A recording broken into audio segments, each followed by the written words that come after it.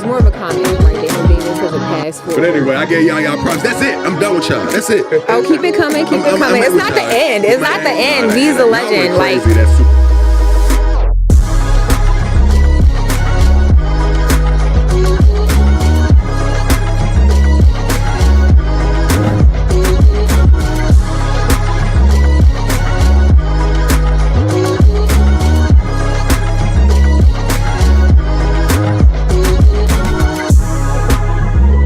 So, I mean, sometimes stuff like that does cause a distraction. So, had him off his game. Like, he knew something was coming out. Like, pipeline, when he was kicking that ball, something else was going through his head. 16 therapists, you know, accusations, you know, from 2012 to 2016. God. Yeah, it's kind of weird because, like, you know, the timing of it, but just for 16.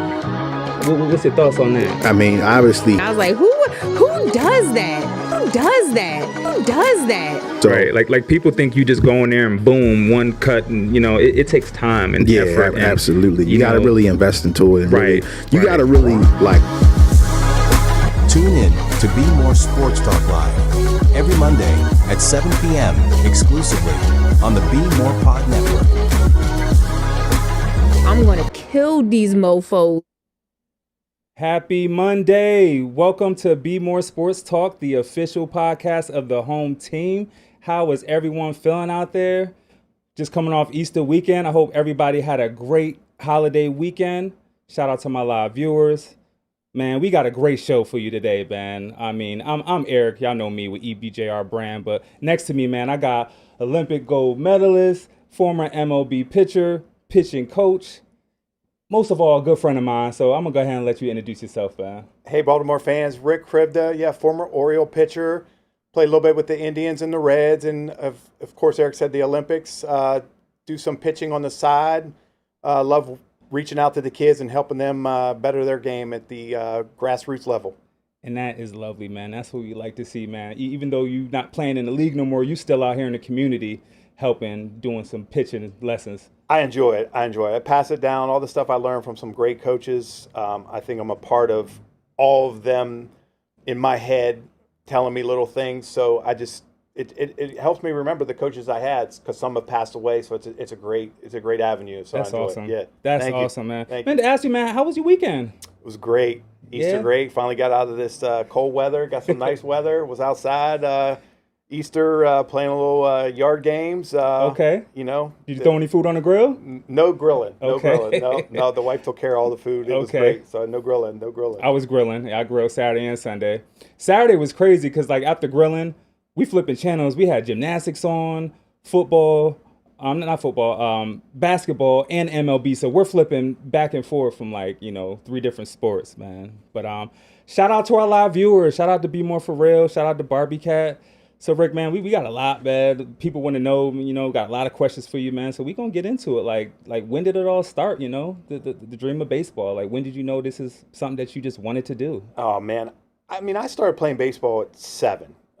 My dad was my first coach, and he was not a sports guy at all. He was in the Navy, and he was like, he's going to be my first coach, and loved the game of baseball. Really? Enjoyed it. And ironically, the first team I played for was the Orioles. Shout out Baltimore. Yes, we were green and yellow, and we were sponsored by Baskin Robbins. Really? And I still love ice cream to this day because every time we won, we got that ice cream. And it was like, oh my God, we didn't win many games that first year, I remember. So I was like, Dad, come on, we can't get that free ice cream unless we win. Yeah. But That's I just awesome. think baseball just came pretty easily for me, and I just loved it. But I played a little bit of basketball, never got into football or the other sports, but baseball was just my thing. That is so cool, man. That's so cool. So, like, who inspired you growing up, like players that inspired you? Yeah, I mean, growing up, I'm from Western PA, so been in Baltimore since '96 when I played with the O's. Met my wife and just live in Perry Hall. But growing up a Pirates fan, so Steelers, Pirates. So some of the teams, I mean, I was a left-handed pitcher, so one of my pitchers that I like watching was a pitcher named John Candelaria. Okay. He was a big, tall lefty. I'm not very tall, but I was a lefty. So I like watching him pitch, and I was like, left-handed. That was somebody I kind of studied and watched, and pitching kind of came kind of easily for me. Yeah, man, it's you got skills because like I know it's known that you got an arm, you got a mean breaking ball. You definitely be throwing some heat. So we're gonna get into a video in a little bit, but we got a couple more questions, man, for you. So like what do you enjoy about coaching the kids? So the kids I do, it's like grass level. So, grassroots level. I mean, so they're all 8 to 12 years old. Love trying to set their mind right because they play so much baseball nowadays. These kids, Right. You can't play another sport.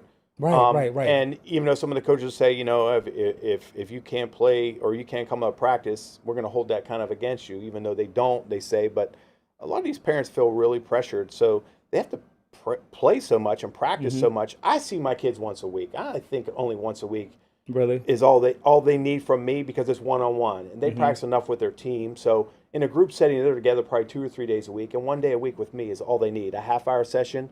But I just love trying to learn learn the kids today because they're all over the place. But just trying to calm them down in situations and not just so much physical the game, just mentally with them because they're everywhere. Like I said, they got so much going on in their lives. It's kind of cool to calm and focus them when they're out on that mound pitching. Okay. And I kind of feel like I try to give them the physical and the mental part of the game. That's awesome, Rick. That's awesome. I'm glad that you're out there, helping them kids. And I'm pretty sure they heard of you, you know what I'm saying? You got some history in the MLB, so they probably always have like lots of crazy questions for you, you know what I'm saying? Interesting questions. It is. And it's a little bit. And it's funny because like when somebody recognizes your name, I'm like, man, you must be a big fan because my name's not Ripken, and Al Bunbury and some of these iconic names with the Orioles, Brooks Robinson. So, when they hear Krivda, they're like, I know that name somewhere. And I kind of just like, all right, let's see where they're going with this. And they're like, we had a picture with the Orioles. I'm like, that was me, like that little bit of time. But it's great how Baltimore fans just know it. And this podcast just brings that stuff back to me and to your group. So it's just great to just, have a voice about it. That's awesome, man. I remember one time me and you were out having lunch and like some guy just walked up to you and he said, "Are you Rick Krivda?" Oh, right. Yeah. It's like, damn, like, you just notice you, like, I know that they used to kind of like a celeb a little bit with somebody out of the blue, just, That's a true Oriole fan that, notice you, That was what, 95 was it 95 you debuted with Orioles? Yep, 1995. And, that was Cal's 21-31 year, my rookie year. So, every day was something going on in that clubhouse. There was just celebrities and high-profile people. The president came. Wow. It was just amazing every day. And I'm like, Cal Ripken's married, got kids. I'm like, I was single. Like, I don't know how he did it every day. Like, people pulling him, doing interviews, this. And he was the man, and he still is the man. So yeah. Hey, Rick, we got a question for you from Barbie Cat. What was it like winning an Olympic gold medal? And where does it rank in the baseball experience? So it's a 2-part question. Yes. So what was it like winning the medal? It was awesome. Okay. The ceremony when they play the national anthem and you get that ring on, they give you the flowers. It was, you get the chills up the back of your neck. That was awesome. And I feel like that was probably unexpected because that was an Olympic year, but I personally did not know I was eligible for the Olympics. Like 2000 came and I didn't know. I thought they were going after the younger kids for the Olympics, and I'm 30. That was in Sydney, right? Yes. Okay. And I'm 30 years old, and I thought the Olympics was all the 18 to 22-year-olds, which it was. Well, in 2000 they allowed pro athletes, but you had to be in the minor leagues at the time, which I was. So I was therefore eligible because if you were up at the major league level, you couldn't go back and play in the Olympics. So.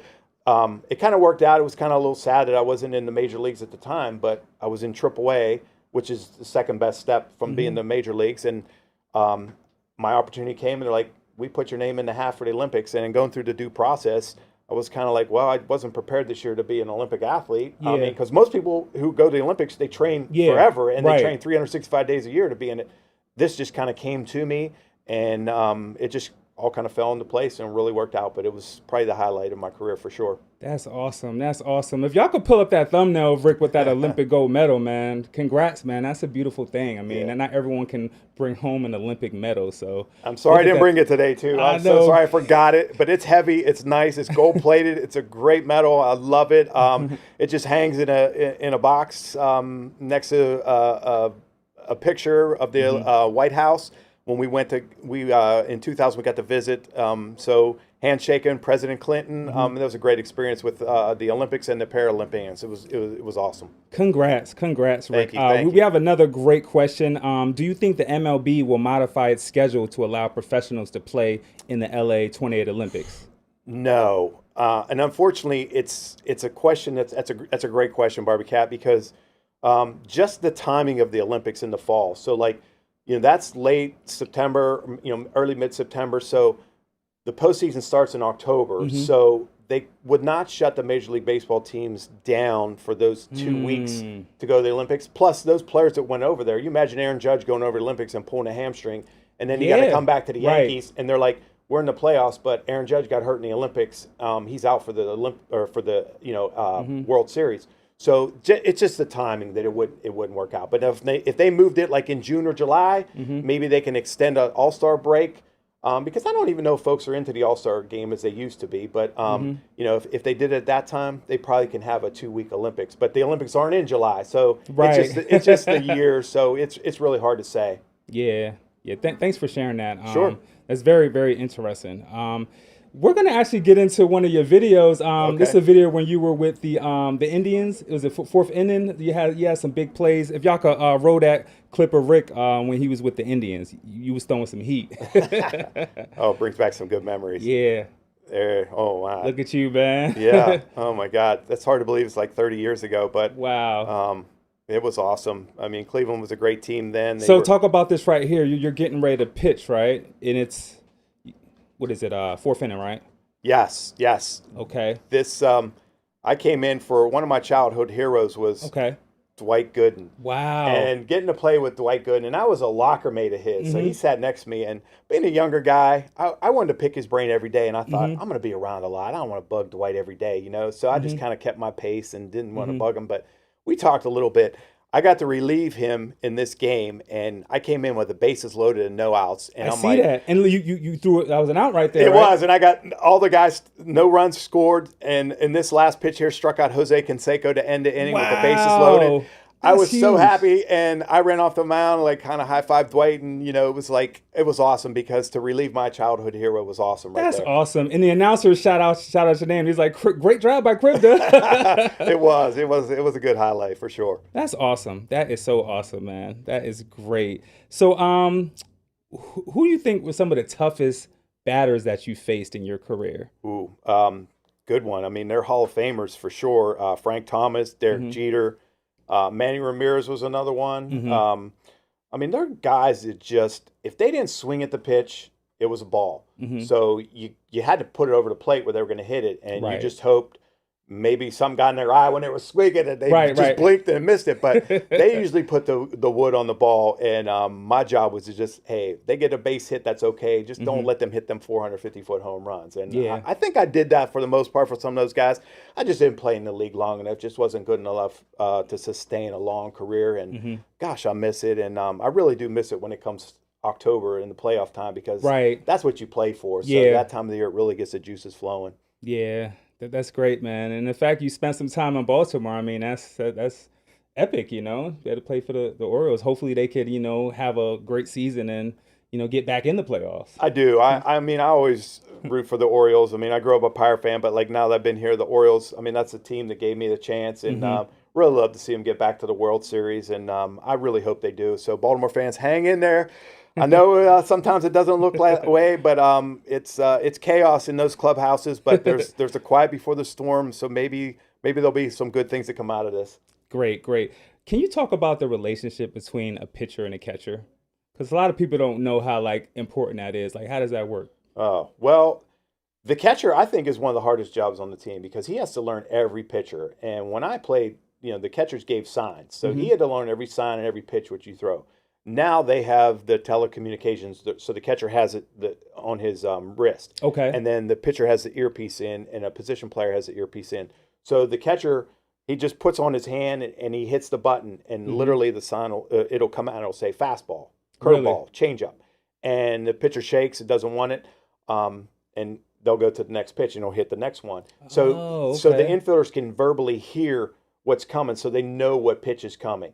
And I guess it does speed up the game. I mean, So that relationship with the catcher and the pitcher now probably isn't as important because the catcher had to flash signs and he had to give signs and the pitcher shook a lot. Right. Now it seems like they got it locked in where they put that voice in and the pitch is on. I don't see many pitchers shaking. And now you got the pitch clock, so you can't take long time to get your pitch. So you have to get on that mound and get ready to go. So and I think it's great. It makes the game go faster for sure. Yeah.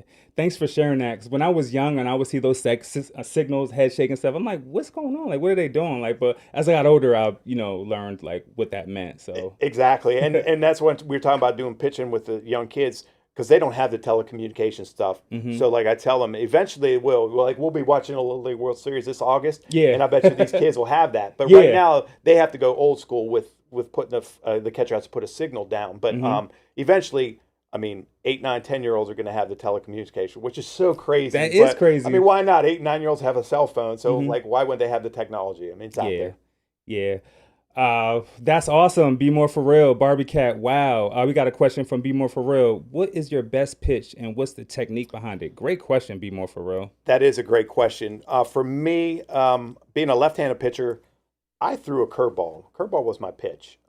That's what got me noticed. And being a left-hander, I didn't throw as hard. Like today in the game, guys are throwing 95 to 100. I topped out at probably 90, but I threw 85 to 90. But the curveball. And for me, when I threw my curveball, I was taught by my high school coach to throw the curveball. When I throw it, I roll my thumb towards the hitter. So I kind of hinge this wrist. So I kind of teach the kids to, you kind of just like pounding a nail in with a hammer. You're dropping the hammer. And I also fish, as you know. Yeah. So when you're casting a fishing rod, when you throw that wrist out and you let the line out, that same wrist action is how you impart the spin on the curveball. At least that's what I teach. Now, there's so many techniques out there, obviously, but that's mine. And it just generally relates because I'm not a carpenter, but I'm a fisherman. So we got that wrist action. That's interesting, man. Yep, it is. Thanks for explaining that. So sure. that brings us to a video of you throwing a bunch of pitches. So we're going to get into another highlight video. It just brings out the memories. Look at that. Oh, my. Oh, man. Just a shout out to my friend Scott McCarron, who was the video person with the Baltimore Orioles when I played.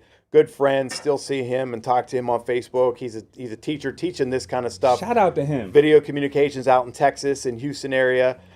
Just friended him and he made a highlight video and he played it to. I know y'all can't hear the song Motley Crue, but there's a story behind the song. But we'll get into that another time, maybe if. But it was just generally some really good hitters that I was fortunate enough to get the better of. Obviously, that's why it's a highlight video. So it's really cool to see some of these.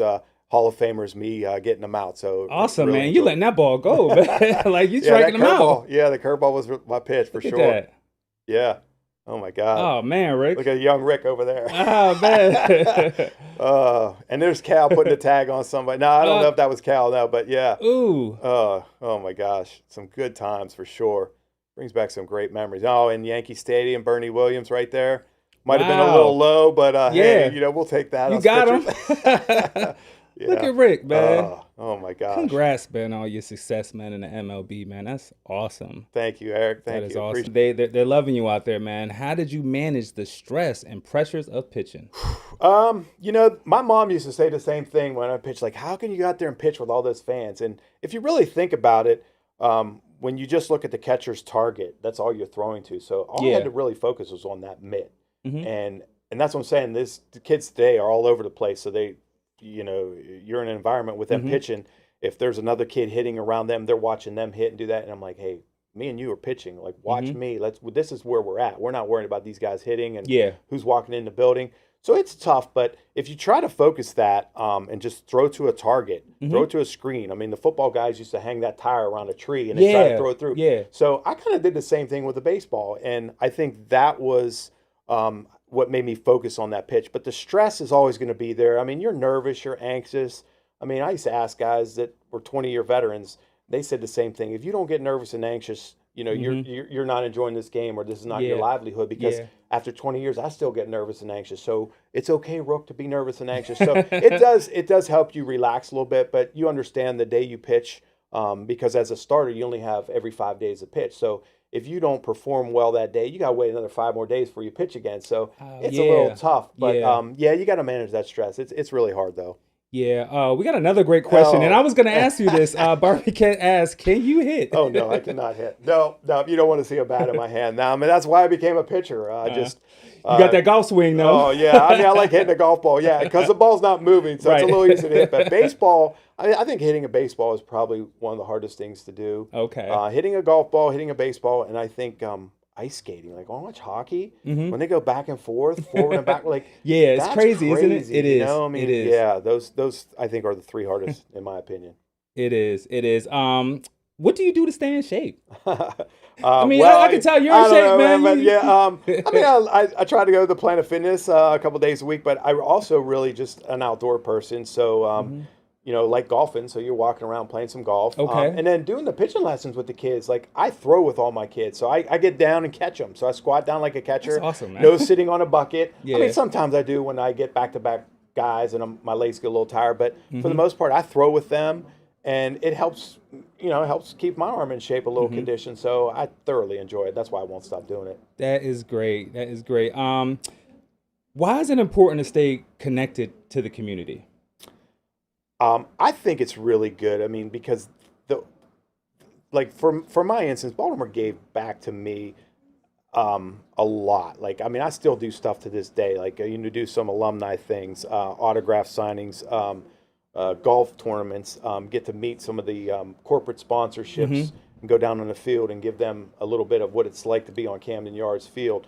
And I think it's great to give back regardless. I mean, I agree with that. Yeah, my mom and dad, you know, blue collar, working class, you know, you just get that instilled in you from a young age where you're like, hey, open the door for somebody, you know, help them when they need help, you know, shovel the snow and your neighbors if they're too old. Yeah. So you just kind of get that feeling. And Right. Baltimore embraced me. And as you can see from the highlight videos, I didn't play very long, but it was really nice highlight videos. It was, They yeah. put a lot together in the short period of time I was there. So, Yes. you know, being able to help in the community and do that, I think it just kind of goes hand in hand. It's pretty easily, and it's just something that I think my parents instilled in me as a young kid. So That's awesome, Rick, Yeah. man. That is awesome, man. Yeah, we're gonna get into some more MLB talk later, but let's jump into the NFL draft preview. Thursday, we got the NFL draft coming up. You excited at all? oh my gosh, I love I'm draft time. I am excited. I really am, and Yeah. I think next year or maybe 2 years, it does come to Pittsburgh. So I'm looking forward to that. yeah. Is it in Green Bay this year? It is. Okay, Yes, it is okay. in Green Bay, which is historic itself. But yeah, I'm interested. I mean, like everyone else, I'll watch the first night for sure. Yeah, some hot names. Just to touch on a few top 5 prospects. You got Travis Hunter out of Colorado. He's QB/wide receiver. I'm sorry, cornerback/wide receiver. Abdul Carter from Penn State. McMillan from Michigan. You got Mason Graham from Michigan, and then Ashton Jonty, and of course the talented Shador Sanders. So in the mock draft, which I find this crazy, and y'all chime in on this, viewers, they got Shador at 42 for the mock. Do y'all think he's gonna fall that low or fall that high? Like, Rick, what do you think? It's so hard to say. I watched him, and I feel like what's happened with the quarterback this year so far with all the transactions, I feel like the teams that would have picked him early don't need him right now. But again, it's debatable. Yeah. Which is maybe why his draft status dropped. Yeah. But I mean, I'm a Pittsburgh guy. My Steelers need a quarterback. Yeah. Could he go at 22, 23? I don't know. Y'all got the 21st, Something like that. Yeah, Right. yeah. MLB, man. The O's. They had some great games last week. What was it, Thursday and Friday? Holiday hit a grand slam, man. They did. They had that 2-game win streak. People thought maybe they're going to turn the page a little bit. And Right. unfortunately, Easter Sunday came and Yeah. they dropped the 20 spot on them. Hey, if y'all could run that video of Holiday hitting that grand slam, that was an amazing moment. I mean, it's hard to hit a grand slam. You know, was that second inning?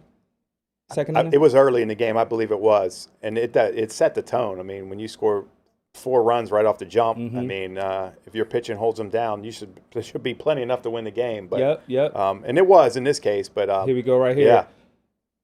Boom! Look at that. That thing was gone. Yeah. Very Out of nice. there. Out of there. Yeah. And that was a great for him because he was on a slump, right? Yeah, Jackson Holiday came up last year, and he struggled, and he coincidentally got sent back down. But, I mean, future's bright for this young kid. I mean, he's 21 years old, Right. maybe even younger than that, might be 20.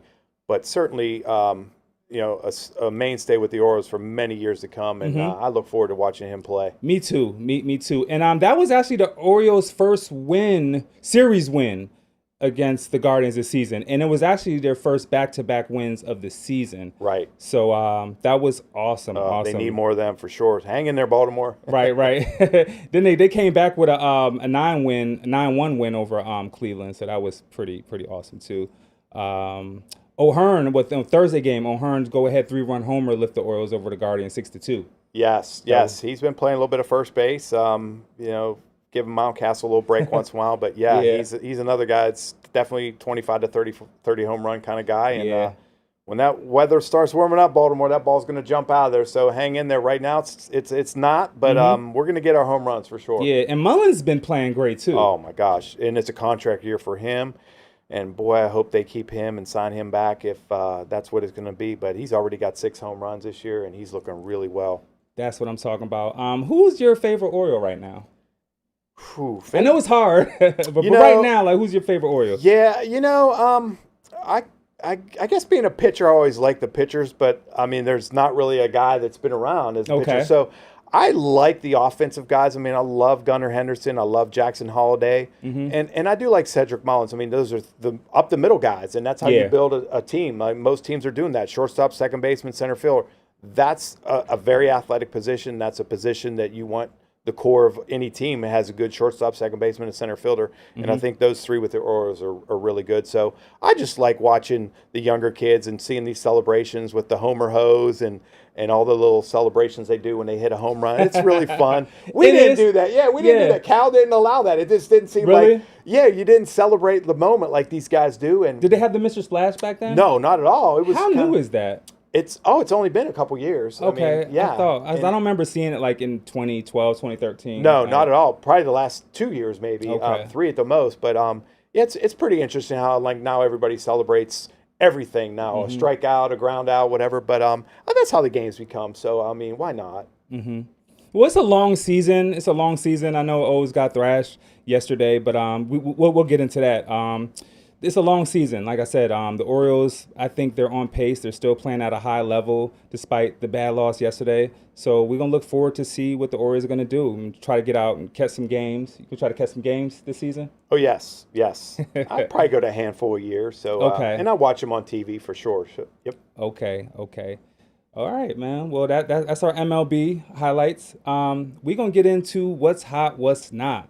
So I know you like do social media and stuff and, YouTube or whatever. So a lot of high school athletes have been going viral for like their commitment vids and like their mixtapes and dunk clips. And I just think it's so cool how now, you can use that platform for that, like especially commitment vids. Like, hey, I just got into, whatever school. And it's like it goes viral because like a lot of these moments, like they got tons of people behind them and they open up that letter and then people just start going crazy. So a lot of that's been going viral.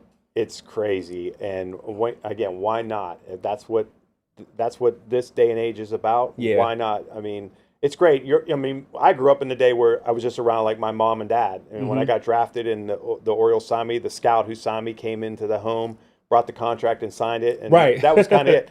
There was no newspaper, didn't call like ABC, ESPN to come out. I mean, I wasn't a hype player, but these guys now, I mean, phenomenal athletes, and I mean, if you can make that video and you can do that, why not? It just gets your name out there. Why not? Awesome. And then like the mixtapes and dunk clips. I mean, you seeing these athletes just yanking the ball, like jumping high, 360s, jumping over people. Like it's crazy. Oh, like, creating shots, creating highlights. Absolutely. And it's again, I mean, when they film that and when they make that, you think, all right, they got that one shot, but how many times did they run that before they actually got that clip? Got you. Let's go. So that was my hot moment. Now, the O's made the not hot. I'm sorry. They made the not hot because that loss yesterday, 24-2, that was excruciating to watch. Like, can you elaborate on what you think happened in that game? Because I was watching some of it and I'm like, what is going on here? Yeah, starting pitching. Starting pitching is not fulfilling the need to throw 5-6 innings at least. and they're taxing the bullpen. So these pitchers are giving up a lot of runs early. Okay. And they have to go to the bullpen in the third or fourth inning, and there's just not enough innings and not enough arms to throw that many. And people say, why can't they pitch every day?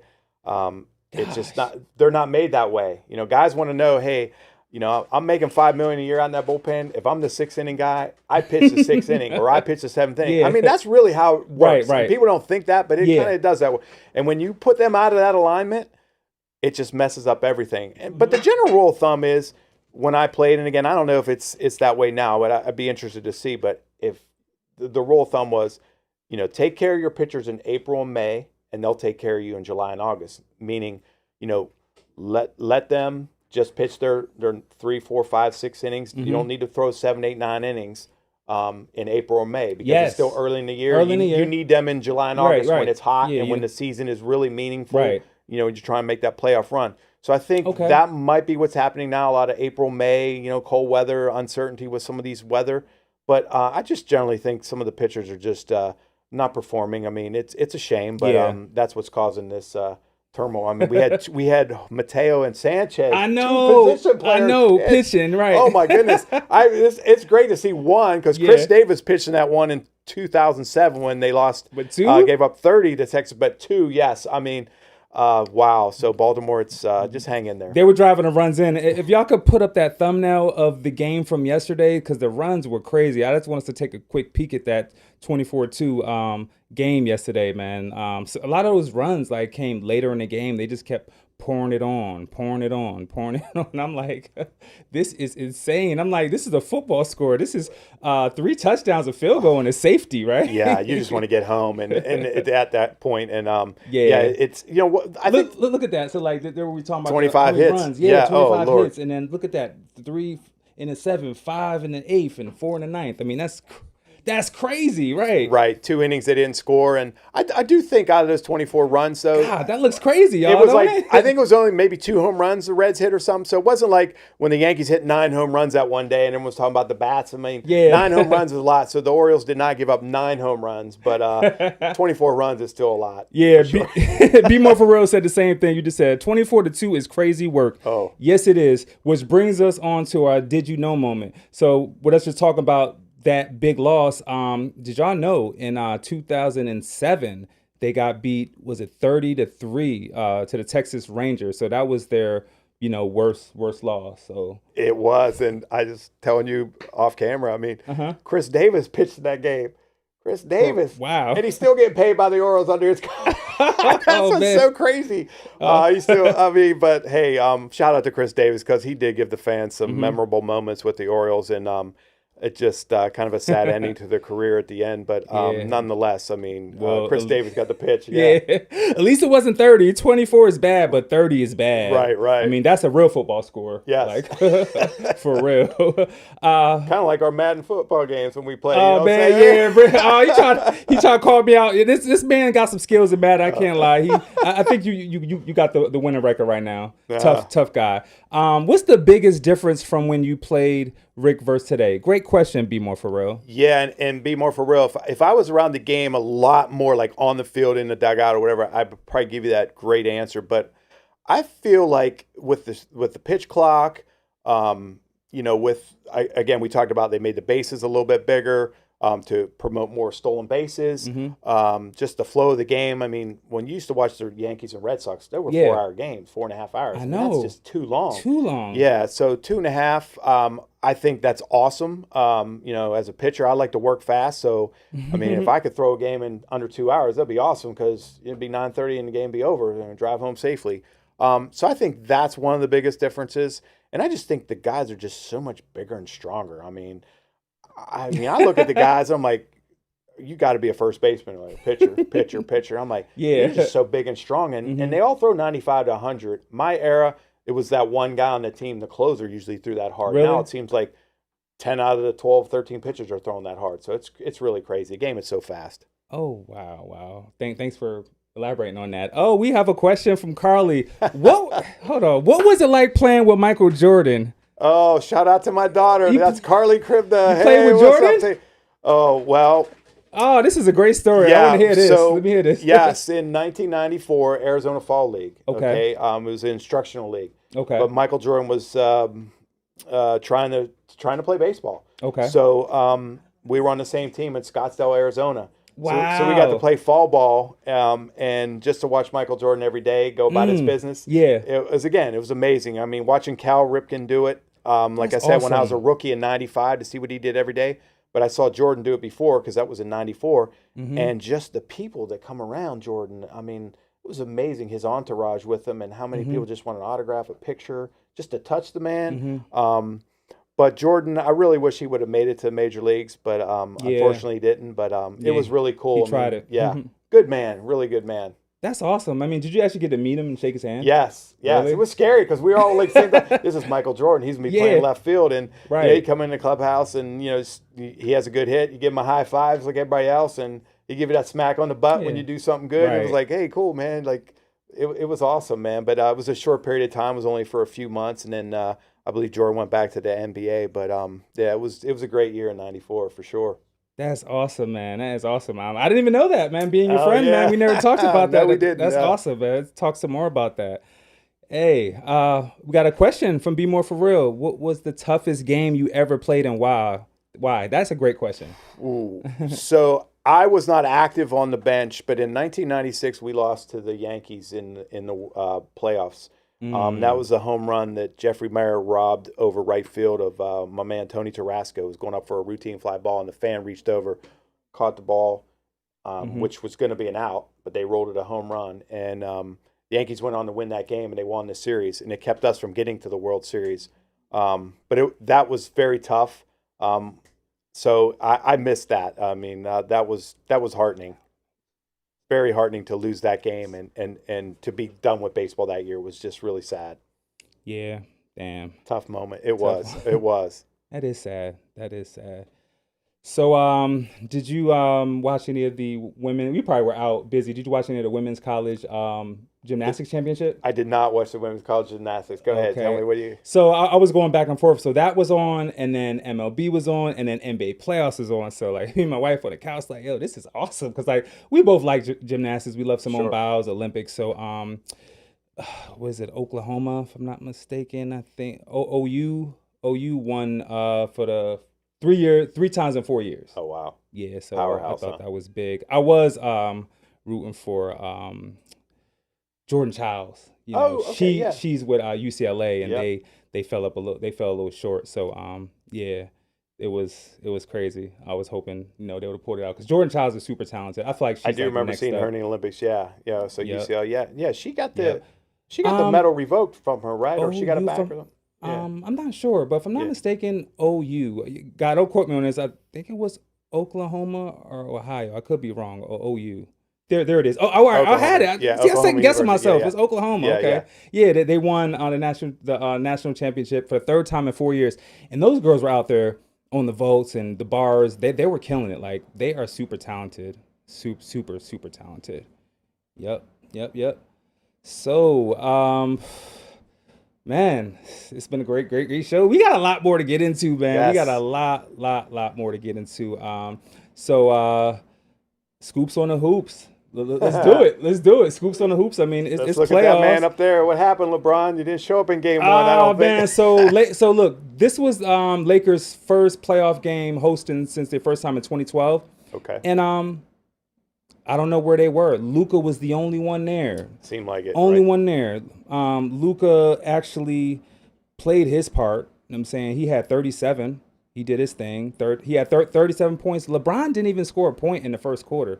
I know. That's crazy. I think they underestimated Anthony Edwards and the rest of the team because they were playing real lax, giving them a lot of space. I mean, Naz Reid made 6 threes off the bench. I mean, that was crazy. I didn't realize Anthony Edwards was that great of a thrpoint shooter. Accurate and the most 3-pointers because everyone thinks Steph Curry the most 3-pointers, but Anthony Edwards, I'm like, this guy's really talented. And, I mean, he set the tone early. And, I mean, for the all-time leading scorer not to show up in the first game, that just brings back a whole new podcast we could always bring into the Jordan versus LeBron era. But I feel like, I played with Jordan and known that tough man mentality. Like, he would have never let that happen. But it's only one game. But we'll see if LeBron bounces back. I'm sure he will for Yeah, sure. yeah. They absolutely. actually play tomorrow, so I'm Yeah. looking for them to bounce back. Me Because too. you go down 2-0 in the playoffs, you're in trouble, especially at home. Yeah. right. You go back on the road, and then you might dig yourself in a 3-0 hole, and not many teams come back from 3-0. Not at all, Eric. Yeah. You're absolutely right. Yeah, so that was one of the highlight games. The Nuggets and Clippers, that was a close game, overtime. It was. Yeah, it was. 112. Jokic had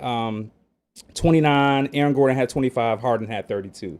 So that was a great game. Knicks and Pistons. I kind of felt like the Knicks were going to win that. Pistons are an upcoming team, but I mean, Knicks with Brunson and Karl Anthony Towns. Anthony Towns in campaign. Anthony Towns had 23 and 11 rebounds, so he definitely shined. So that was a big game. I just love this time of year with first round of playoffs. It's like games on like every day, I feel like, you know. Right. It was like a quadruple header on Saturday. yes. And I mean, the Knicks, they got one on a 21-0 run or something at that point. I mean, the Knicks were just on fire, and I mean, you had your boy out there rooting them on. Oh, who?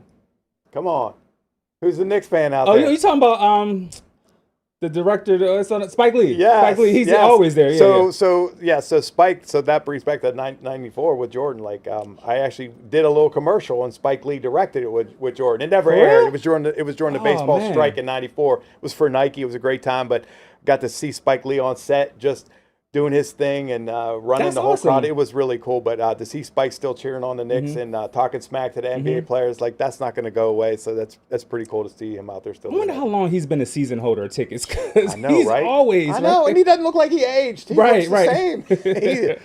He's a true passionate fan. Yeah, he's always out there. I like Spike Lee. Yeah, shout out to Spike Lee. Pacers and Knicks. Now, this was a chippy game. Bucks, excuse me. Bucks are a top seed, but a lot of people, even last week, people were asking about, the playoffs, who y'all think is a tough team.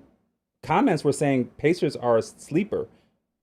The shooting of the Pacers. I mean, I guess with any NBA team, when them 3-pointers just start dropping, and man, that team gets hot. Before you know it, it's a 40, 50-point quarter, and you're like, wow, what just happened? It's a barrage. Yeah, Pascal Siakam had 25. Miles Turner had 19. Antetokounmpo did put in 36 and 12 rebounds. But I don't know if you saw it, like towards the end of the game, Dame, he's been out with the thrombosis. I'm going to mess it up, but the whole blood clot thing. Yes. He's coming back.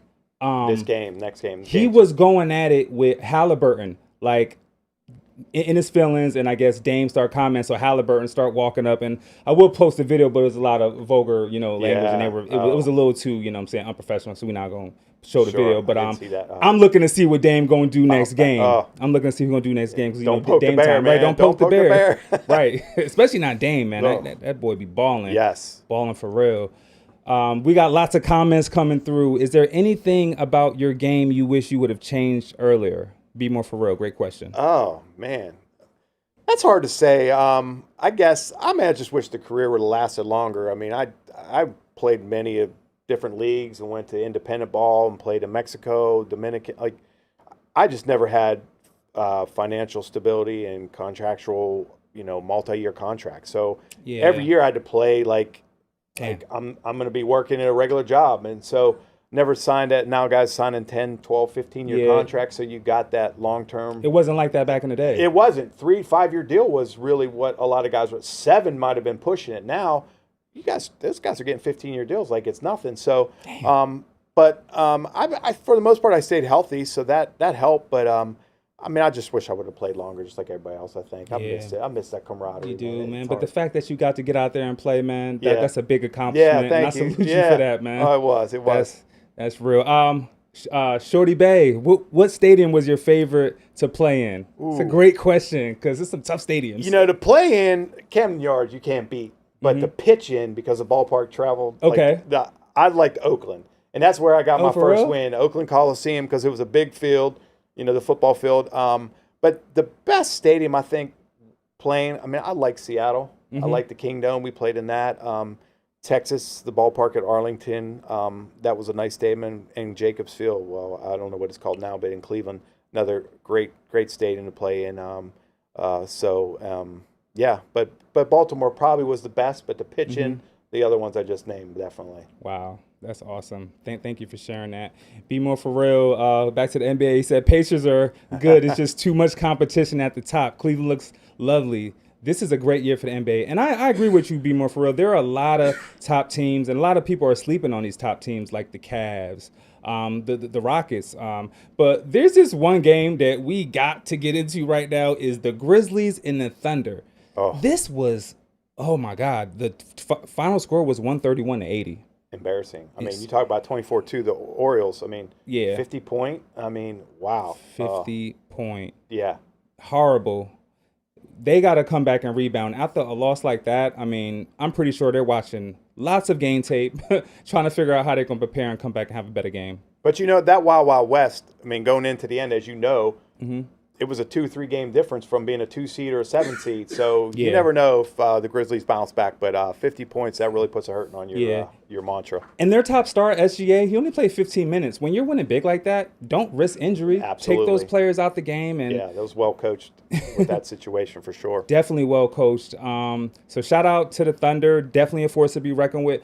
I actually got Thunder and Lakers in the Western Conference Finals. I mean, I know the Lakers got beat bad, but I don't see a young Minnesota team beating a seasoned Lakers team in a 7-game series. I know they're a young team, but they got a lot of vets on that team. So yes, that's going to be real interesting. I like that. I think I agree with you, Eric. And I really hope LeBron at 41. I mean, I'd like to see the Lakers get a championship. And yes, for Kobe and all that. Just everything. Just all that, Elliot. Get that fifth. And then that'll take a lot off of that LeBron Jordan thing, because I hate that debate. And people, use it, who got the most championship. That's always the topic. But I feel like if LeBron gets the fifth, he's tied with Kobe, and it could kind of put a lot of the talk to rest. But people are always I feel like most people are always going to favor Jordan over LeBron for certain reasons, but the game was just totally different back then. I just hate that debate, because back then you didn't have all like these stacked super teams. Like the Bulls were like the team to beat. I mean, he had Pippen. I feel like it's just a little overrated how people talk about it.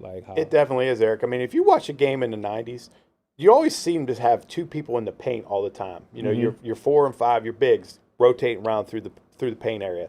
Now, if you just watched any, I'm talking like you watch Towson basketball, you watch any, even D2, the point guard comes down past half court, and there's nobody in the paint, and everybody's at 2 wings at the 3-point line and 2 in the corner at the 3-point line. And you're like, wow, the middle is wide open. But the game has just become, I'm going to stand at the 3-point line, and guys will penetrate and pass up a layup and kick out to the 3-pointer, and boom, there's that 3-point shot. So it is a different game for sure. It is.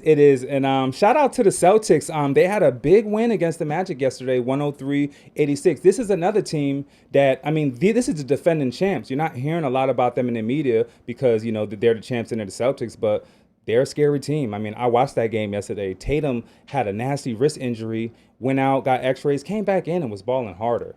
Tatum, he's a beast, and he's definitely a beast. I think the Celtics and the Lakers, I would like that final. That would be awesome. A lot of people want to see that. Yeah, absolutely. The Larry Bird and the Magic Johnson era just comes out. Barbie Cat, what's the Orioles need to do to make a deep playoff run? Ooh, the Orioles to make a playoff run. Well, I honestly think, 90 wins will get them in the playoffs. Okay. To make a play, they have to start hitting left-handed pitching. Their nemesis, when they got swept a couple years ago by Texas, they lost to all left-handed starters. It seems like left-handers are doing something that they're not able to compete against these left-handed pitchers. But I'm sure when it comes down to it, they'll probably grab a player or two, hopefully. Get somebody that's available. I don't know. Hopefully, right? Yeah, that's definitely what they should do. But what they need to do is, really just hit that left-handed pitching and hope their starters can get them deep. And, we just got to get Grayson Rodriguez back. We got to figure out Charlie Martin. Right. And just get some guys healthy. And I think some things will take care of themselves. I agree. Great question. It's funny. Barbie Cat and Bmore for real had the same question. Barbie Cat took their words right out of her mouth. And I was going to ask that too. Thank you. Bmore for real said, love the gear. You always stay fresh. I appreciate it, good brother. EBJR brand, Orioles, I appreciate it. Let's go. Before we move on to the fashion segment, we got the Warriors. Don't sleep on them. They are balling hard since they acquired Jimmy Butler. They won yesterday, 118 and 110. And I ain't gonna lie, it was getting late. It was like 8 minutes on. I'm in the bed like, I gotta get up, but it's so hard. It's so hard because Steph Curry shooting threes and they balling out, and I'm like, you know what? I just hit power. I had to turn it off because I would have been up after 12 watching it. So it was so cool to watch Sports Center in the morning because I didn't know who won. Right. And then when I saw the Warriors won, I was like, okay. Like, I kind of knew, but I just couldn't stay up for it because it's a bit much. It is a bit much. These games are late for sure. Well, I feel the same way. It's amazing how like a change of scenery. So you asked them what the Orioles need to do. I mean, a change of scenery for Butler. I mean, just didn't want to play in Miami, and you just didn't want to be there. And he goes to Golden State, and it looks like he refreshed himself. And they may surprise some people. Yeah, I think since they acquired him, I could be wrong. I think like 24-7 somewhere within wow. that. I might be a game or two off. Yeah, that's what you got him on for sure. Yep. So that's our scoops in the hoops. We got games popping off tonight, tomorrow. Really looking forward to the Lakers game 2 with Minnesota. That's a really highly anticipated game. So tune in to the NBA playoffs. Let's go. We're going to get into our fashion segment. The NBA draft was last Monday, and those ladies were in there with that exquisite drip. What we call the drip. Yes, the drip. Yes, check them out. Check out the ladies in their drip, man. Yes. They was dripping. And then even the NBA guys were in their drip. Look at LeBron. He stayed fresh. K Cunningham from the Pistons. Carwell Pope. Look at that, the oversized. Next week, that's highly anticipated shoe. You're going to drop them. Those just came out last Friday, but the Jordans come out Saturday. Eric's going to have them. You know he's going to have them. Look at the ladies, man. They really did it. Yes. That's a little off the wall. I think she did great with that. Shout out to these WNBA players. They just made it in. LeBron always got the drip on. Yeah, Maryland got a few. The girls got a few on in the WNBA draft. That was awesome. Shout out to Maryland. Yes. Rick, are you still a Baltimore resident, or are you going back to Pittsburgh? Be more for real. No. Be more for real. After my playing days, I met my wife in Perry Hall, where she's from, and we live in Perry Hall. 2 kids, 2 healthy kids, 26 and 21. Wife's a school teacher, putting it down at Deep Creek Middle School. So yes, I still live here in Baltimore. Pittsburgh's about only 4 hours away from home, but unfortunate passing of my parents, I don't really get back as much. But my sister's still back there. But my condolences. Thank you, Eric. Thank you so much. But Pittsburgh's still dear to my heart, especially during football season. Hey man, this is a question I wanted to ask you. What do you do for fun when you're not pitching? When you're just want to have fun. What do you do? Old guy stuff. What's old guy stuff? Golfing on the golf course. Oh my God, golf game. I like golfing. As you know, I got a boat, so I'd love to do some fishing. That's in Planet Fitness. I mean, I used to play a little basketball with some guys, some pickup. Enjoyed that. It's been a while for that. I don't know. I guess just outdoor, being sporty kind of stuff. Still watch. There's always a game on or watching some kind of fishing show. Right. Playing me and Madden, trying to whip me. You know what I'm saying? No, we're having a good time. 2K. I enjoy it. I'm going to say one thing about that. That's so funny because when I came up to the Orioles of Bobby Bonilla, I watched him, like everyone had their little game consoles, and Bobby Bonilla had this Sega Genesis in a little Pelican case, if you will, like a bulletproof case or whatever. It was amazing. And I'm like, Bobby, what is that? He's like, oh, that's my Sega Genesis. I'm a gamer. I'm thinking, wow, this is crazy. I never thought some of these MLB guys were that hardcore gamers. Yeah. And then later in =98, when I was with the Reds, Ken Griffey Sr. was my hitting coach. And Ken Griffey Jr. was still playing. And Griffey Sr. is from Western Pennsylvania, where I'm from. Okay. And, we kind of talked about each other, where he's from, where I'm from. And them two would play late night video games. And I'd look at Griff and he'd say, how was your night? He's like, oh man, Junior and me were up till 2 a.m. playing video games. I'm like, you playing video games? He's like, yeah, I love them games. And I'm thinking, wow, there's some hardcore gamers out there a lot of people don't know. Yeah. So I guess I always like the games, playing some Madden with you, and I love doing it. It's pretty fun. And it's fun because back in the day, you couldn't play online against each other. Like you're at your house, at my house, and we're literally playing against each other. And you can even talk to each other. So Exactly. Technology has evolved so much. For sure. So much. Yeah, let's run some games, man. Come Yeah, on, man. Eric. When we gonna do it? All right, we'll run some games. We'll definitely get into it. My uncle, he was a big gamer, and to this day, he's got like the 3D, what is it, the for virtual and all the PS. yes. Yeah, he's got all that. And when we were kids, he would, have Sega. We would spend a night, and we were just surprised that over the years he always kept up with the newest systems, like even to this day. So yeah. So he kind of introduced me to like all that, the game and stuff like that. That VR is pretty crazy. I mean, I couldn't imagine. I'd probably break a window or punch out a wall, but some of that stuff is pretty unreal. I'm not ready to that realm yet. I'll just stick to the PlayStation for now. Right. Bmore for real had a great question for you. What's the biggest fish you caught? Woo! Biggest fish I caught actually was at Deep Creek Lake. 38-inch northern pike. Yeah, I used to go. How big? 38 inches. Damn. Yeah, biggest fish I caught. My dad netted it for me, and we did throw it back because it was like supposed to like throw it back. It's a female, let it have some babies and all this. But he netted for me. I didn't think it was going to fit in the net. My dad was like, just get near the boat, How'd Rick. you reel it in? How'd you reel it in? I mean, yeah, just luck. I mean, it was they have teeth, so they like you can break the line any moment. So it's like reeling in a shark. You don't know what's going to happen, but it was like my dad scooped it in the net. We got the video, the pictures, and let it go safely and to live another day. So it was really fun. But that's what I mean. Deep Creek, that bring back a lot of memories fishing with my dad. So yeah, it's awesome, Rick, man. Thank you for sharing that, man. We got comments saying you got some great stories, and you do, man. Just sharing all these stories, man. He's fishing, Michael Jordan, this Olympic gold. I mean, this guy, man, you done a lot, man. Thanks for the platform, Eric. I mean, I've been waiting to do something like this, and obviously working with you and knowing you, it's been great. I appreciate you having me on. I'm sorry I didn't bring the gold medal, but maybe it'll allow me to come back and I'll bring it. We'll talk some more because I'd love it. Yeah. It's a great vibe here. Shout out to everybody working behind the scenes here that y'all don't see.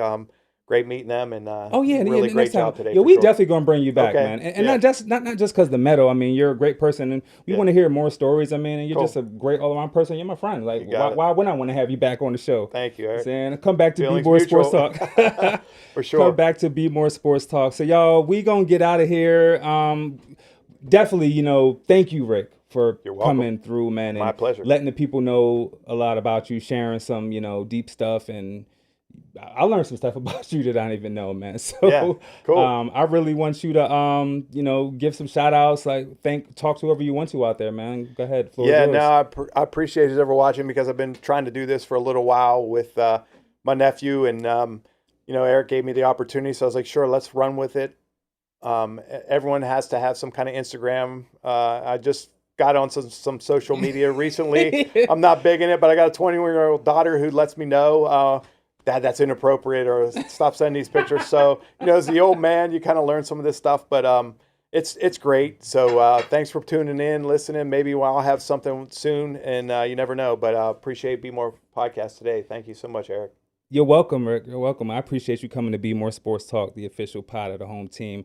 I want to shout out to y'all out there, man, the live viewers. Y'all had some great questions, and we love y'all tuning every week, man. Y'all are family, man. Shout out to the engineer team. Shout out to the live audience, you know what I'm saying? And we bring it every Monday. We give you that real Bmore Sports Talk. That's what we do, man. Shout out to God, man, because without God, none of this is possible. So we got to keep God in our prayers. You know what I'm saying? We not always going to, it's not taking to see another day. Like, you got to pray and just know that, Thank you, Eric. And it's in God's hands. It's in God's hands. Yes, so, we got another lit show for y'all next week. And don't forget Thursday to tune in to Bmore Pod with Dennis, Lene, and Joey. That's going to be a great show. Great show. And then, we got the Shameless Unplugged tomorrow. That's every other Tuesday. So that's why I almost forgot it. They were off last Tuesday, but make sure y'all tune in because these queens are talking about a lot of real life experiences. They're funny, they're talented, they're beautiful. So tune into them. Great show. Shameless Unplugged. That's tomorrow at 7. Yes. So we're going to get on out of here. Y'all make sure y'all tune into some NBA games, and we will see you next week. Peace, love, and blessings.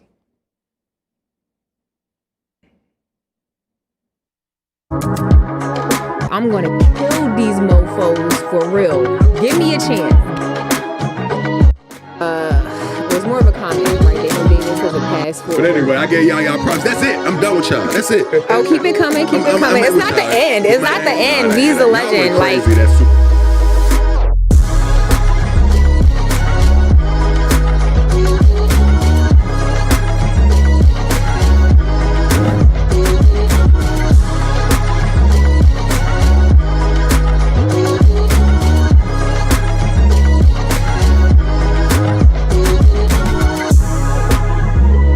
so. I mean,